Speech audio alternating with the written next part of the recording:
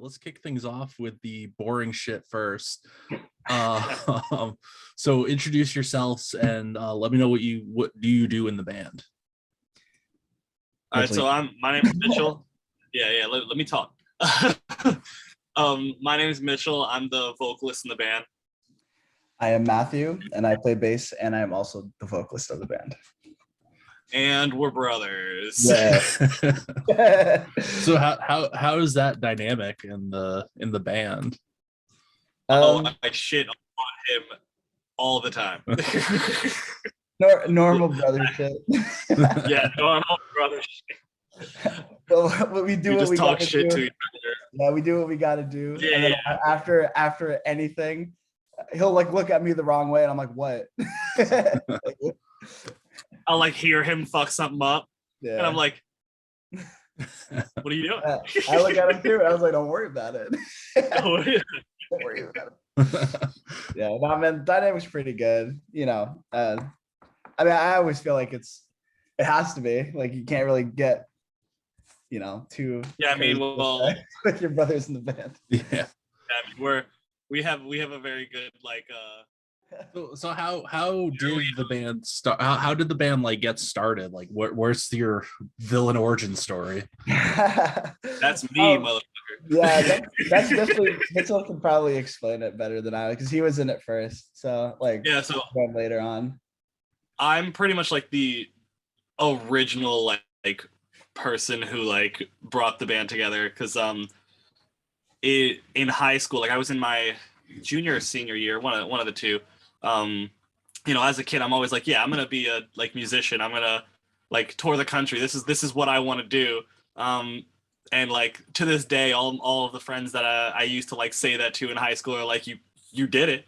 But like I pretty much started this band with a couple buddies, like way back in high school. We were just like shooting the shit, just playing music covers and stuff as like just friends in a band. And then I am technically the only original person from like those three other dudes that like I first, and the name, the As Within name wasn't even on the band yet. Like it was a completely different name. And then once like all that fell through, my brother came in, so we started writing music. We had another friend who was doing vocals before we even wrote anything. And then once we found Lucas, he was originally going to be our guitar player, but then we found out that he is an amazing drummer. He's an amazing drummer, and like it was so hard to find a drummer that wanted to like actually like stick to one band. So we were like, fuck it, might as well not have to go looking for a decent drummer when we have a really, really good one right here who can also play guitar. So he ended up playing drums for us, and we had one of his buddies was in the band, who was the first guitarist. And so like it technically was like a 4-piece for a really, really long time, for like the first album or the first EP and album. And then Matt joined once we were writing Into Oblivion, like we were recording it and everything. He pretty much joined in that process. And so, he has some parts that he wrote on Into Oblivion and stuff too. So, and then pretty much from then on, now it's been a 4-piece since then. Yeah. Okay. So I technically pretty much all 4 of us are like original members.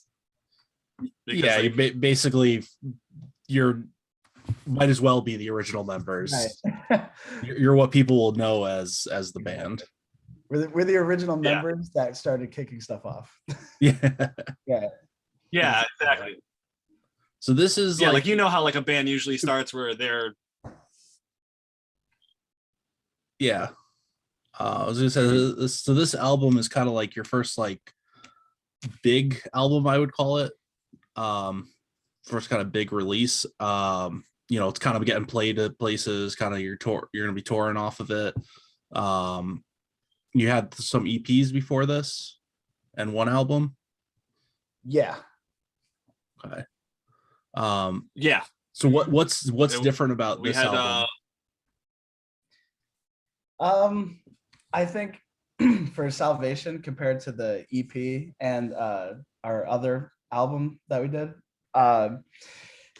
the time for sure to like really brainstorm everything and get everything to like not perfect, but you know what I mean, like just something that we're all like satisfied with, because that was always the big thing for us writing this one, just to making sure like each song that we like, we put out that like we all like, not like, oh yeah, we like these 3 but these other 5 are shit. So, but like, we got to put them out. So, but I think for Salvation, we each of us really had a turn to show our stuff for this one, and I don't know, we're just really proud with how it came out and the people that were involved to help us get it to that point. And what would you say, like, what's your favorite songs off of this for both of you?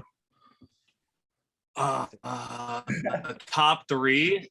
Top 3 would probably have to be Like the Wind, Visitations, and Daydreamer. Okay. Just because those are like my favorite like songs to like sing and like jam to. See, it's different for me. I like all of them, but like I like each song. You gotta pick the top. Yeah, well, you got, if you had to pick, if somebody said you're playing a show, you can only play right, these 3 songs. Definitely like Oasis, Salvation, and Bloodshot, just because Bloodshot's such like a heavy hitter when we start playing it. Nah, but From the Ashes hit so hard too. Oh, that song like caught me off guard. I gotta admit that song, I think it really stands out on the album itself, just because of how hard hitting it actually is, like how heavy it is. I definitely really enjoyed that one. And you mentioned you also mentioned Like the Wind as being one of your favorites, Mitch. Yeah. Tell me about like that song specifically. What how did the lyrics come about? And because that one was one of the more interesting ones to me as well. It's about my deadbeat dad. What was really funny is Matthew wrote most of that song. So we came together with the same topic. So we wanted to write this song. It was like, we're brothers, so we went through the same experience that this song portrays. And especially because I was a new parent, like this song meant a lot to me. And so when we were writing this song, Matthew came with like maybe 75% of the lyrics done. And then because most of the song is singing, he does most of the singing.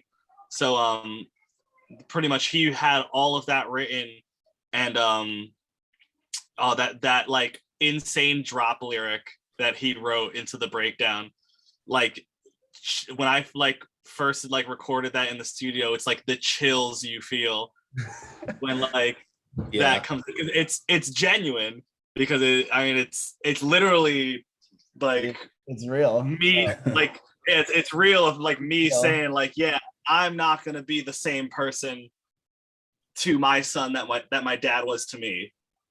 So so that song like means a lot. It's definitely like I said, one of the more interesting ones in terms of like lyrically especially. So I think that's partly what comes through, is just how true and emotional that song actually is. And Matt, you mentioned Oasis. That's probably my favorite song off of this album, to be honest. That chorus just stays stuck in your head, I swear, for like days on end. So tell me a little bit about Oasis. So the backstory for Oasis, the song's basically about this is like writing all these songs, I wanted everyone to relate to it. I never wanted it to just be like, oh, this is about me only. So basically, like, if you can't relate to it, too bad. Like, I never wanted that. I wanted everyone to relate to a song in their own way. But for Oasis, the topic, it's about not being able like to get where you want in life because either the road is too hard or like, let's say, for example, like for school, you know, people always have a hard time with school, college, not thinking that you're going to make it to reach the finish line. But basically, like, if you just stay true to yourself and, you know, you stick to the road, regardless of like the naysayers on your way up the road, like, you're going to make it there. And like, you could do anything if you set your mind to it. Nice. Tell me a little bit about like the actual writing process in general of the songs. Like how do these songs come to life? So it kind of like depends because each song wasn't made the same way. Some songs were wrote lyrically first. Some of them we had instrumentals done and then wrote lyrics to them. For pretty much, I would say like 75% of the lyrics were written by Matthew in this album, and the instrumentals were both written by Lucas and Matt. So so they pretty much, because, you know, I was a busy dad when this album started getting written, so I was like barely had any time to like sit down and really do music. So like these three guys like took the reins on it and like really flew and made these songs insanely good. And then you know, I had to come in and put a little spice, but as you do. as I do, you know. But I remember probably what the first song we wrote was Bloodshot. Yeah. And that one was it was Luke's instrumental, I believe, and my lyrics, I think. You wrote the majority for that. I think one. I wrote. I threw some spice on it myself. Yeah, because I do all, if not like 75% of the vocals in that song. Yeah. So pretty much like I remember I do all of the best work on the toilet. So like I'll just be sitting there with headphones in, writing lyrics. Dude, I don't know what it is, like in the shower or like sitting on the toilet. It's the best place to write music, bro. It's the best place to write music. Safest place to think. Yeah, but like it's crazy. I could be sitting in my studio listening to an instrumental and trying to write to it and could hit a roadblock. Once I like bounce it out onto my phone and, you know, go take a shower and like listen to the instrumental over and over again, I'll just start coming up with lyrics in the shower. And I'm like, holy shit, let me get out, write that down on my phone. Do you go for like a certain sound, like when you, whether you're writing instrumentals or vocals? I mean, do you come in with it thinking I want it to kind of have this kind of vibe or I guess genre, or are you just open to this is what it's going to sound like, whatever it sounds like? I would say like not really. Most of the time we come in with a topic. So we'll say, hey, we want to write a song that's about this, or like that we want to portray this type of emotion. And then either if it comes lyrics first or instrumental first, it's usually based on the topic or emotion. And, you know, we'll have like the scratch name before like the lyrics are written or whatever. But that's usually the approach we take normally is we don't want to like say, oh, I want to go for a Silent Planet type sound, or I want to go for like this hardcore type sound. We pretty much just say, this is what we want this song to like portray. And we kind of like try and put the pieces together in like soundscape and like kind of like use the lyrics to tell this like emotional story in a way. And now you guys are planning on touring off of this album? Yes, sir. Yeah. So, I'm pretty sure you saw it already, but Lucas got he just announced a big opportunity for him. He's going on tour with Invent. into anime in March, and he comes back like early April, and then we're probably supposed to be doing something around that time. Still all up in the air. Yeah. But we're hoping that like once he comes back, we are out on tour, and then when we come back, he goes out on tour again, and then he comes back, and then we're back on tour. So he's definitely going to be living the rock star life of just gets home for 2 weeks and then has to go back on the road. Speaking of touring, like, do you guys have, what's your favorite tour moment or show moment, whatever it is, like on the road? Oh man. The last time, I have some good stories and some shitty stories. Every single time we play a show and you have, we're not a huge band. Like, we don't have like millions of fans coming to like listen to our music and come to our shows and sing along with us. But like whenever we do play those shows where we have even like those like 50, 60 people who know our music and are in the front row, like singing along with us, that's definitely like the biggest, like the best, like heartwarming experience of when people people are actually like listening to the music. Like, they're not just coming to see the band. They actually know the words, and they're like coming, and I can like put my mic out into the crowd to somebody and they know the words. And then, I have some fun road stories, like when me and Matt got stranded in upstate Connecticut somewhere coming back from a show because he forgot to get gas. Oh god. And we had to walk like 10 miles to the next gas station in freezing weather. That must have been fun. Yeah, it was me, him, and one of our other friends. We were driving back in his car, and he like, passed rest stop after rest stop, gas stations, everything. It was like 2 a.m. Right. So it's not like every place was open. And then he just looks down and goes, "Oh man, I got 12 miles left." And now we're like, all right, time to go find a gas station. We went to like 5 different gas stations that were all closed. And then we got to like one point where we like pulled off of the highway, parked the car, and said, all right, GPS the walking distance to the closest open gas station. And it was like, it was a very memorable bad experience. Right. Hopefully I'll never let him live it down to this day. Oh god.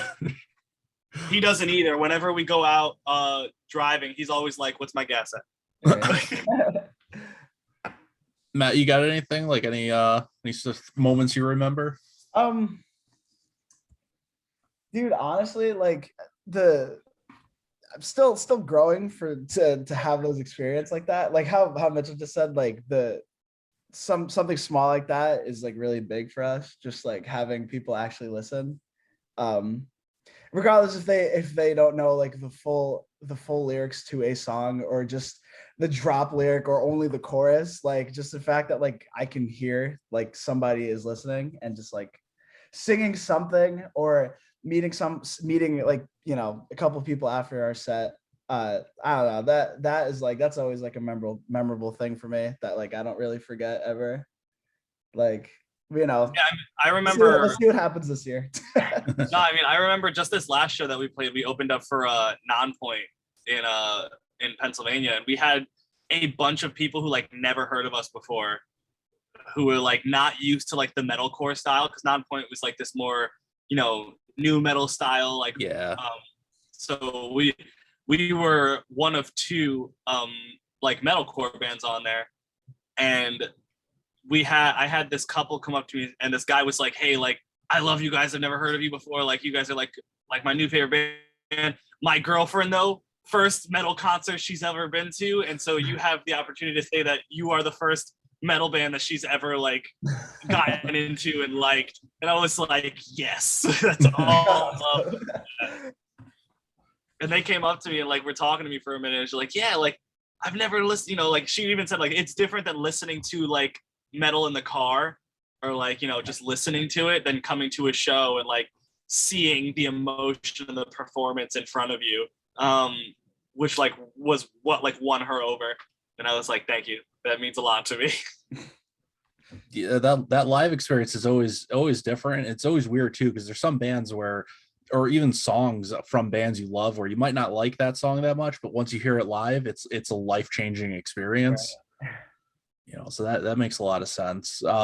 Speaking of shows and stuff, if you guys could play a show with any four bands, whether they're live, dead, current, still going, what four bands would you want to play a show with? I never thought you asked. Mitchell, Here, you can go first. Like, no, you go first. I gotta I'll go first. So right now, my top four are probably Like Moths to Flames, Cane Hill. Let's see who else I'm really into right now. It's so crazy because like we played with some of the like my top bands already. So I'm just trying to figure out people who I haven't played with yet. Like Wage War is one of the big guys that I want to play with. And then one more, I'd probably say, why are they playing? In Heart's Wake. In Heart's Wake. So Like Moths, Cane Hill, In Heart's Wake, and Wage War. Nice. For me, probably Wage War 2, The Devil Wears Prada, Crown the Empire. These are all bands I haven't listened to like last week. So like, so like, what's like, yeah, when you listen to music, it's like, dude, I just like love the music. I want to play with them so bad. And we played with them already, but like, I really want to play a show with them again. I really want to play with Phineas again. Oh my God, I want to play with them off of their new album because we played with them off in Pennsylvania when they put out Dark Flag. Yeah.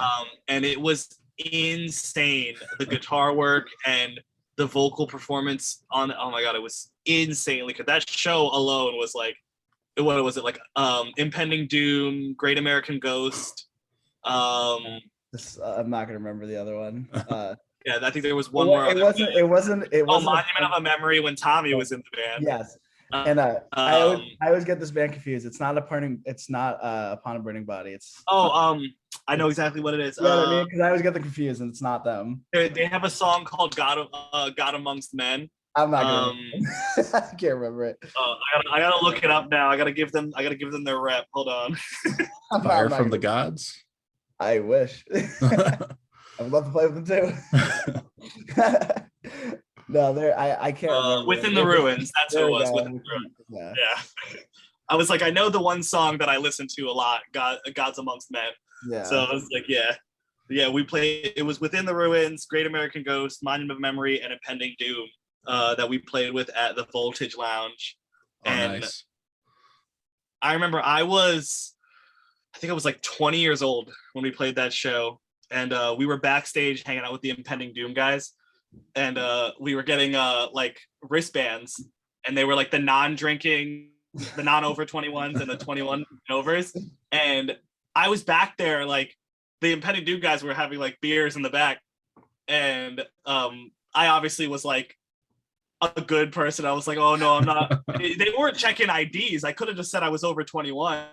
But I said like, oh no, I'm not over 21. And one of the guys showed up and he goes, why didn't you just lie? I was about to give you Why didn't you just lie? like bro. But no, they were really cool about it. We ended up joking about it, and their set was insane. Their basses had the MIDI pedal for the bass drops. They didn't have them in the backtrack, so you could just spam the bass drop whenever anytime. Yeah. It made me want to do that. I know. I was like, damn, I kind of want to have that on stage. See, that show was just crazy. I mean, listen, if we're talking about like favorite show moments and stuff like that show, exactly when Phineas was playing, and like they like shred a lot. Matt was in the crowd, and it was me and Mitchell and Luke backstage watching. You're them. On side like, stage, yeah. Yeah, on the side. I said backstage. Yeah, side stage.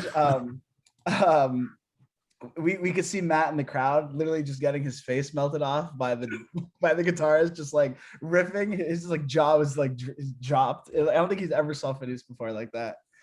Yeah, well, I don't think he listened to Phineas before that. And then well, he does now.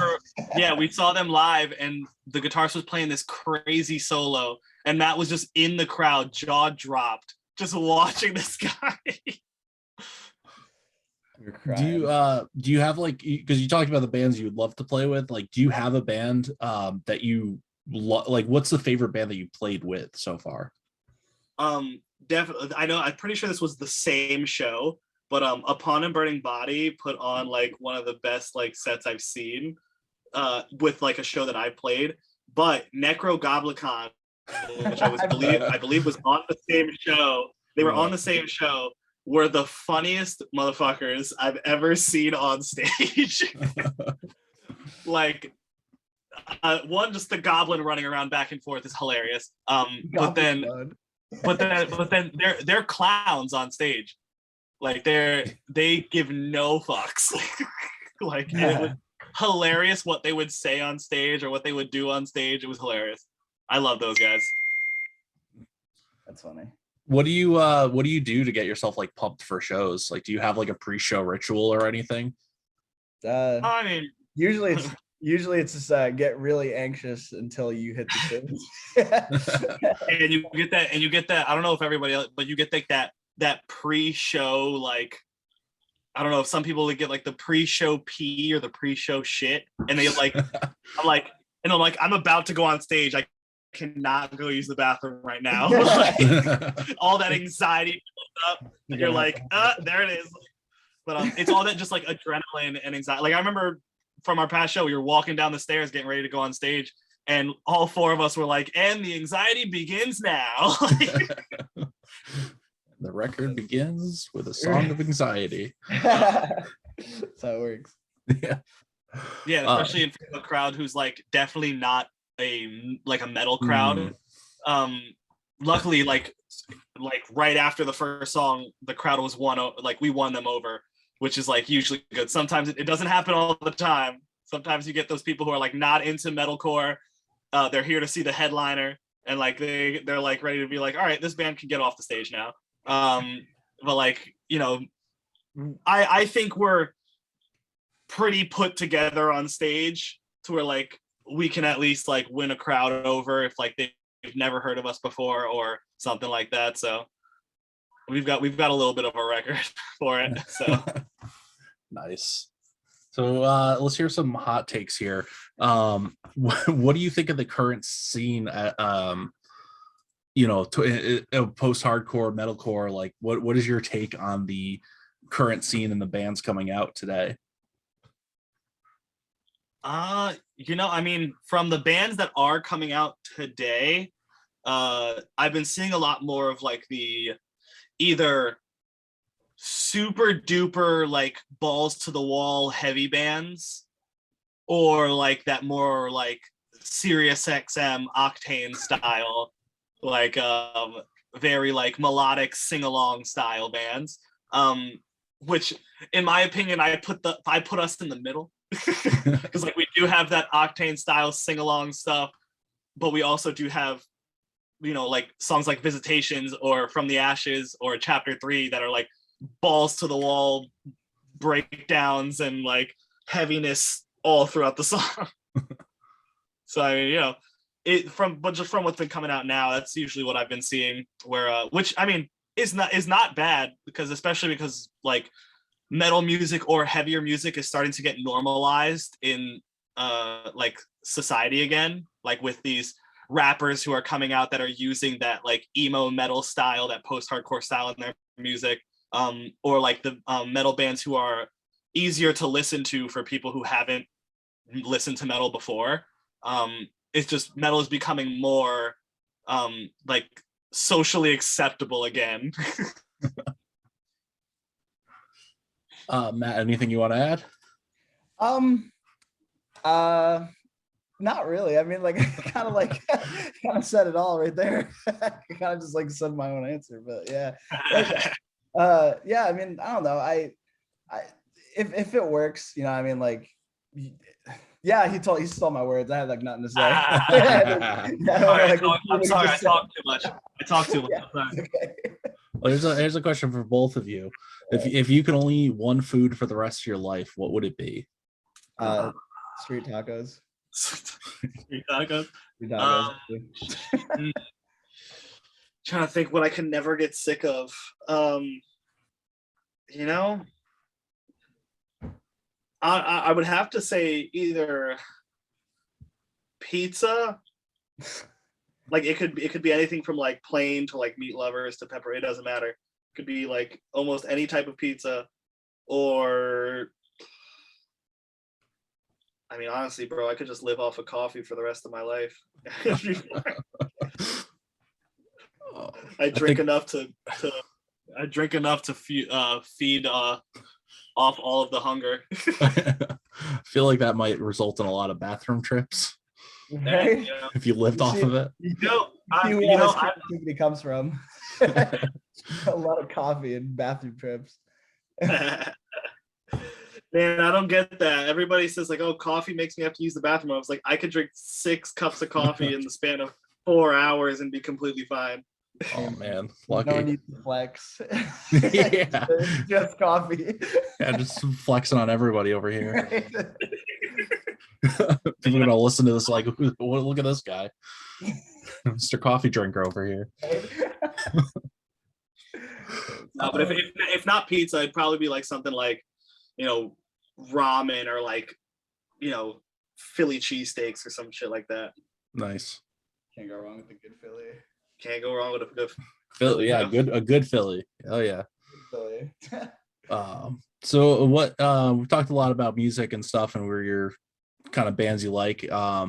What other bands do you listen to when you're not writing or doing anything? Like what type of music or band specifically do you kind of get into? Go ahead. If we're not writing, I mean, I usually listen to if it's not acoustic, it's just like more of like the mellow kind of like alt stuff.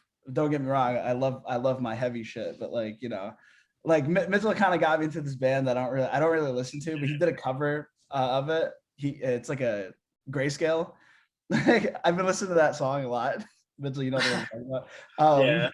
Yeah, and Paris a lot. Oh, I haven't listened to Paris in so long. Yeah, so let's do them.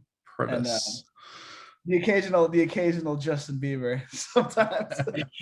Justin if the mood hits me right. See, I'm real different because I listen to a lot of different types of music. Like I'm definitely not the like metal or like alt like only style person. Like I mean, I've been known to listen to anything from rap to country to classical music to metal, hip hop. Like right now I'm like listening to anything from like stuff on like my lifting playlist, like Boy Division, or like like more heavier stuff. But I also listen to like country music, like Spencer Crandall or Kane Brown. And then I got like pop stuff like Let Down or like stuff. And then I of course have to listen to my like regular like pop punk, Grayscale, Mayday Parade, Sum 41, State Champ, stuff like that. So it's kind of all over the place. Right. No, if I get the aux, it'll be any like we'll get real country and then real deathcore and then like Neo will come on. So Nice. just what I was raised on, bro. Gotcha. So I appreciate you guys taking the time and everything. Is there anything else you wanted to say to people who are watching this? Listening? I mean, hey, if you haven't checked out Salvation yet, our new album Salvation is out on all streaming platforms. We do have the music videos out on YouTube on Dreambound.